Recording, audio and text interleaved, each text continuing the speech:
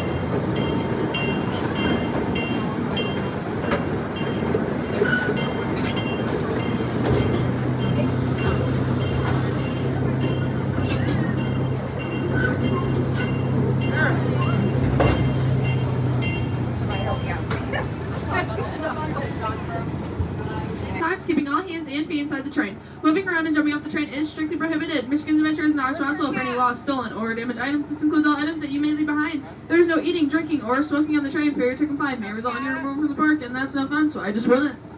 Thank you for riding Timbertown Railway. Next stop, Grand Rapids Junction.